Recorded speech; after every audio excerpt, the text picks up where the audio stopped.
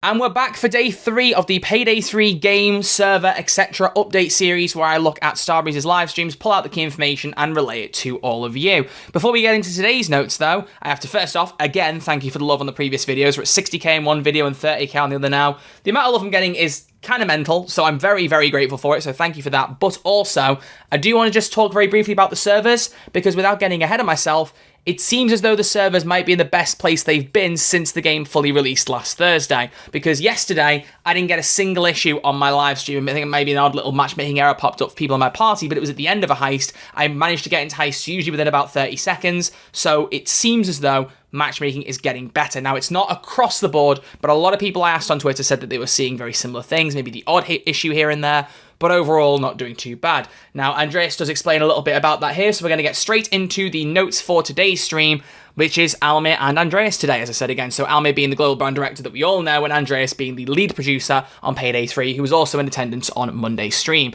Almir also confirmed tomorrow's stream on Thursday we'll have Mio back again, who was here yesterday. So there's a bit of an alternating pattern at the minute, and we'll just keep an eye on what's actually new. There's a bit less information this time. It's not quite 2 pages, and there are some points in here that have been repeated again, and I'll just kind of gloss over those to make sure anyone who missed the previous videos knows them. But for the most part, here is everything new that Almir and Andreas said in today's stream. So first off, Andreas kicked off by explaining a bit of the matchmaking issues, updates, and things they're doing at the moment, as well as the maintenance that we talked about yesterday. That being, there's going to be another bit of 3-hour server downtime on Friday morning between 7 and 10 AM UK time. He said that they're setting up a temporary cap currently as to how many players can matchmake, and what they're doing over time is increasing that cap. He didn't share anywhere near a number, he just said it was a lot of players, but since the first lot of maintenance on Tuesday morning, the cap has been increased twice, and they aim to keep doing so as things progress. He said they're noticing a positive trend, so they're saying they're going to keep increasing it and keep building up the servers. And as far as I've seen on my end and my Twitch chat's end, it's working for most people so far, so fingers crossed that continues. He then went into a list of bug fixes that are going to be addressed in the first patch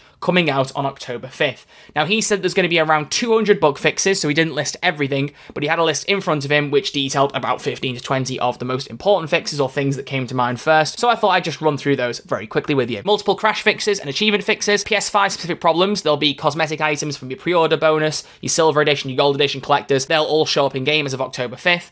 Audio not working in the story video, so the dialogue will be heard. Also, aim assist, that'll be fixed on PS5 as well. From there, they fix the delay you get sometimes when you interact with something for the first time in a heist, like zip tying. So if you find you're holding X for a while and nothing's happening, that bug will get fixed. X obviously being the Xbox controller button, varies depending on platform.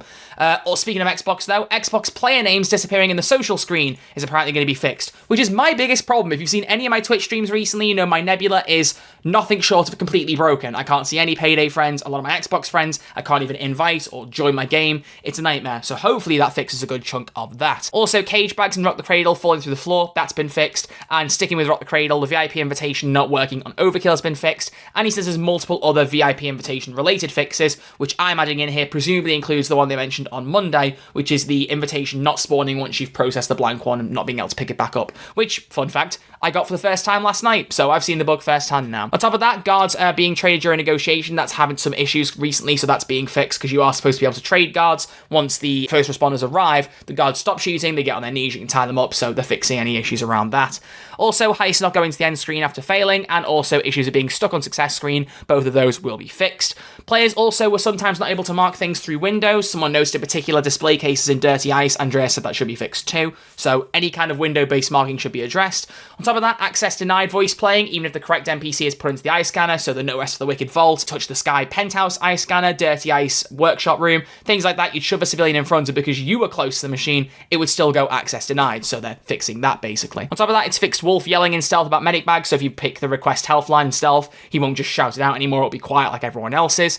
And finally, they're fixing the career AI not reviving some players, still not addressing them not reviving each other, but whatever. And on top of that, players were also noting having issues stuttering with around 100 ping. I had a fair bit of that yesterday, but it's better than matchmaking issues. Either way, that's getting fixed. So that's the list of some of the things happening in that update. As it says above, there are around 200 bug fixes in the October 5th patch. No quality of life stuff, it's all about bug fixes, but it's going to be a major quality of life update at the end of October in patch 2. Date to be confirmed there. So let's move on to the rest of the notes now. Voice chat, or VoIP, if you might have heard of it like that, is currently being evaluated, and Andreas then reinforced that the second patch is focused on quality of life fixes, so maybe something like that will be seen in there, but he didn't commit to that, so I wouldn't bank on it. He also said that they're actually not currently currently working on an offline mode. He specified that. They say it's still on the table, but they want to focus on matchmaking being more stable. So at present, they're not even going into any kind of development of an offline mode. They may be talking about it, it may be on the table, they may not even be talking about it at all. Saying something is on the table is being very non-committal, and I just want to point that out because I don't want anyone getting their hopes up. I'm not particularly happy about it. I'd hope there'd be a bit more commitment to it, but he did say, look, if there was a way we could do it where we could just press a button and add an offline mode, we would, but it's not that easy. So I'm hoping to give them the benefit of the doubt on that and go, all right, fine, let's see what they do. But at the minute, as I said, it feels very non-committal, and I still think an offline mode is very, very important, and I know I'm not the only one who thinks that. So hopefully it goes from being on the table to cooking very soon. Fingers crossed. On top of that, an unready button and also lobby chat is being evaluated as part of a, quote, future quality of life update. It's not necessarily the second patch. Could be down the line. Also, Collector's Edition, people having shipping issues. They noted that's a vendor issue and not Starbreeze's. Almir suggested that some sellers that have sold Collector's Editions may have oversold and don't have stock in yet, so basically keep an eye on with your vendor. Starbreeze is not in charge of that, it's the people selling it. Also, not working on any fundamental leveling changes currently. It's people who are calling out saying the XP system was terrible. I mean, they literally read out one message in chat saying the XP progression was awful, and they just went, thanks for your feedback. So, you know, they're taking on board so people don't like it, but they're basically saying, we're going to try and improve the challenge system, making sure that it's more visible, more trackable, more well-organized, but no overall fundamental changes are happening to the progression system anytime soon. Also, again, this is from yesterday, but I want to reinforce it. Mouse and keyboard support for console is mentioned as a fix they want to work on once matchmaking is fixed. They noted it being a part of a long list of quality of life changes, which they want to release, quote, fairly soon, and that mouse and keyboard is part of that evaluation. Didn't confirm tail end of October yet again, so don't know what's going on there. Almir reinforces that more achievements will come post-launch and that they also want more randomization in heists going forward, which is in response to feedback. Andreas went into a bit more detail later in the stream, but I combined the points here, noting that it should always be fun to replay heists, and they want to make sure that they reinforce that replayability in future updates. So they're going to add features down the line that hope to increase engagement and player replayability. What those features are, I don't know, but we'll see. Maybe it could be tying to Mio's comments yesterday saying that the repeated and fixed RNG between restarts of heists could be removed for higher difficulties to make it harder for veteran players. Maybe that's what they're talking about. I don't know. That's just me trying to put two and two together there. Moving on, then we got one last page of points. So the team is working on additional cosmetics such as outfits, noting that they will all still be aligned to the Payday universe. Sticking with that, Andreas reinforces that all collabs will fit the universe, and they say that more heisters will be coming soon, and that Clover, they mentioned by name, as well as a few others, but I picked up on Clover being currently unaccounted for. Multi-day heists are not confirmed, but they say it's early days, so you never know where that could go.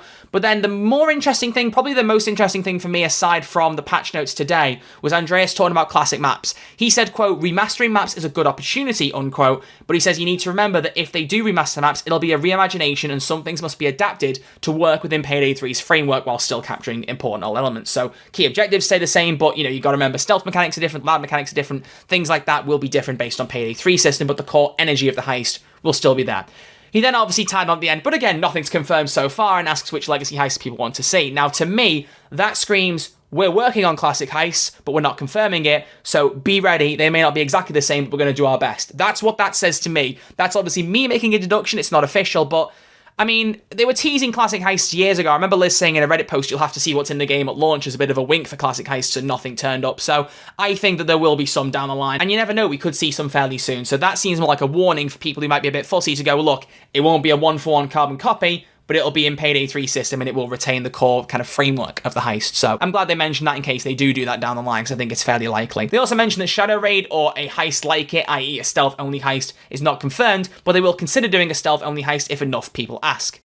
So get asking. Moving on from that, Crime Speed was not confirmed for Payday 3, and also they reinforced that the armor system is not going to be changed anytime soon. As Mio said yesterday, they're more interested in making sure that health is more viable, and also making sure you can get some smaller armor pickups. The actual armor system isn't being nerfed or altered properly anytime soon. I also just wanted to get a mention for my boy Locke. They finally addressed him and said he's unaccounted for, so I hope we see Locke again. I know some people think he's dead. I'm crossing my fingers he's not. If anything, I just love Ian Russell's performance and I want to see him come back, but that's just me. Beyond that, will there be content outside of the DLC roadmap for year one? They reinforce, yes, there will be. There's got to be free content, obviously. More features, content, quality of life as part of the roadmap and also in between those pieces. Almir also said, and I managed to get my note-taking skills to full prowess here because I managed to write down a full quote. He said, we will not neglect the story. We have a very strong narrative team who will write an exciting continued story for Payday 3 that we'll all be able to enjoy together in the post-launch. So anyone who's jonesing for more story stuff, you'll have it coming soon enough. Post-launch priorities are matchmaking issues, as they said, then future updates and content. They want to grow the product to increase replayability. This is just me repeating something they've already said. Also, the Collector's Club. Now, I meant to mention this. This was something supposedly part of the Collector's Edition of Payday 3. You would get a membership to the Collector's Club. What that entails, we have absolutely no idea. Although Almir noted that Liz was apparently going to be working on that, was in the chat and maybe had comments. I didn't see anything from that, but supposedly anyone who owns the Collector's Edition of Payday 3, you should be reached out to roughly next week with details on what that club is about. I have no idea if it's something like more in-game content or if it's just something very minor. I honestly have no idea. So if anyone gets reached out to about that and can let me know, please do. I was going to get hold of the Collector's Edition but couldn't manage it, and I settled for just getting the pre-order code. And honestly, I liked the Collector's Edition, but I didn't love it enough to want to track it down needlessly, so I decided to sit back on it and let that one slide, honestly. Beyond that, though, the funniest part of this stream, I've got to be honest, was Almir basically saying H3H3 aren't coming back. He reads out so many comments, as you can see at the bottom of my notes here. He mentions one character in particular a lot more. However, he really noted that with H3H3, he was like, look, the person who asked the question, I get you like them, but I think a lot of heisters will be very glad to see them not come back, kind of thing. I don't know the exact quote, but it basically was saying, H3H3 aren't coming back, people didn't like that, we aren't doing that again. Which, honestly, that was the only character that seemed some kind of actual definitive answer from Almir in the last few weeks, which, to me, just made me chuckle. I just wanted to point that out because I thought it was quite funny. I think he also mentioned that Payday 3 on streaming platforms isn't impossible, so maybe like GeForce Now, that kind of thing, or maybe Xbox's cloud software. I don't know if there's much to read into that. I personally think that probably is at the bottom of their priority list. It doesn't seem like something they're very committed to, but who knows? Maybe it could happen down the line. Also, they want to note that more feedback of the loot when securing is people saying, why don't you get a pop-up with the value of the cash bags? Andreas said that they want the game to feel more like you're actually a bank robber. I'm guessing what he means in that vein is, when you're robbing a bank in real life, not that we would, you don't see a pop-up when you throw something in the bag saying, this is how much you've stole. I get that, but some things need to be suspended for reality in the game, and even though he said those pop-ups are not planned for as of now, I think some kind of money secure system would be really good. And if they don't want to do pop-up bags, I could make a suggestion, which I would love to know if you guys agree with in the comment section. What about like GTA Online's heist take system, where you just have 1 meter in the corner that builds up your overall payday? Maybe it's a system you could turn on and off in your HUD, like a frame rate counter. You could put something in the screen that has, this is your payday for this job, and it builds up the more you secure. That could be really cool. I'd love something like that if you don't want to have pop-ups for every single bag. Just knowing how much money you're building up would be a really cool feature in the HUD. But that's just me personally, and I know there's probably a modder out there who'll probably do that for PC, but since I'm on console, I'd like it to be a proper, actual in-game feature. So just a thought. Beyond that, though, there's not much else to say, other than there's no confirmed date for Unreal Engine 5's upgrade still, just that it'll be during year 1. And Andreas says once again that they are looking into matchmaking issues, but this time focusing on people matchmaking into empty lobbies. I've noticed that happening a little bit less recently, but it is still happening, so Andreas said they're looking into it. And I just, like I said, put the thing about Jacket, because honestly, if you could do a drinking game for any character in particular on these streams, make it for Jacket. You will not survive, because in the last few streams, he mentions Jacket so many times. It's quite funny. It almost screams to me like they want Jacket back, and they're trying to hint to maybe anyone that works on Hotline Miami or the developers, publishers, to be like, can we bring him back, please? Like, this almost seems like that kind of energy to it, which is just funny. It's not even annoying. It's just, like, interesting hearing that character be mentioned so many times. But either way, ladies and gentlemen, that is everything in Day 3 stream for Payday 3. Some pretty interesting news, not heaps of it this time, but enough that I think is interesting to go off. And as I said, as long as there's some interesting news, I will make a video and put it out for you lot. So tomorrow, if there's cool stuff in the stream with Almir and Mio, expect them the video same time tomorrow. We'll see. Either way, I'll see you over on Twitch again, as always, tonight in the next hour or so by the time this video goes up. And apart from that, I'll see you all soon. Thanks so much for all the love. I hope you enjoy the videos. Make sure you subscribe for more Payday 3 content, and I'll see you all very soon in the next one.